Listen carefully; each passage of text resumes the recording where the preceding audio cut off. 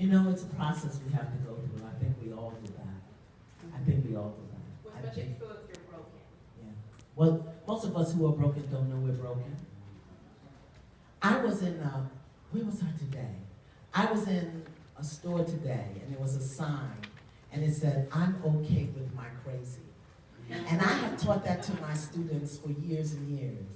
Your life will never shift until you get okay with the fact that you're crazy as hell.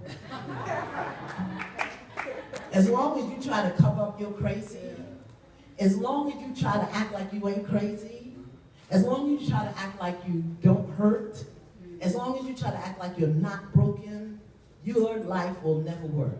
The minute you can say, "I am crazy as hell and broken in places I can't even reach, and I'm willing to be better." Till you can say that, you're going to keep seeking validation somewhere else. You've got to acknowledge the thing that's broken before you can heal it. And anytime you're looking for anything outside of yourself,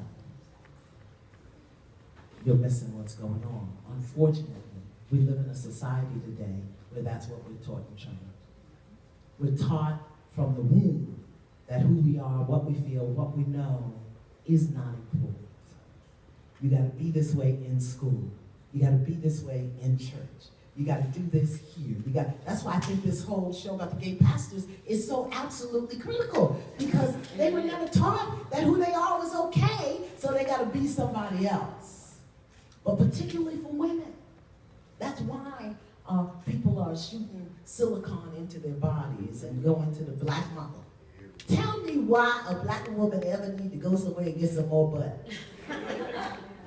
I never heard tell us such a thing in my life. More butt. This is a problem. Well, anytime we're convinced that who we are as we are is not good enough, it's just a process we have to go through. What I really want in my life, and hopefully it'll happen for my grandchildren, is that we start teaching in school human relationships. A class on human relationships. How many of you in this room have ever used pi a squared plus b squared equals c squared? Remember that? What's that, geometry? Is that geometry? Right. How many of you have ever used that any place in your life? Nowhere, but they taught it to you. How about teaching us, this is how you handle sorrow, sadness, grief, disappointment?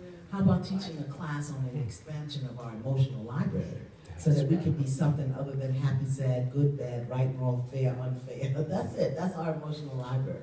So until young women can expand their emotional library, until they know that they can have things going on inside that can be healed, until we give young women an opportunity to be accepted just as they are, they'll continue to seek external validation.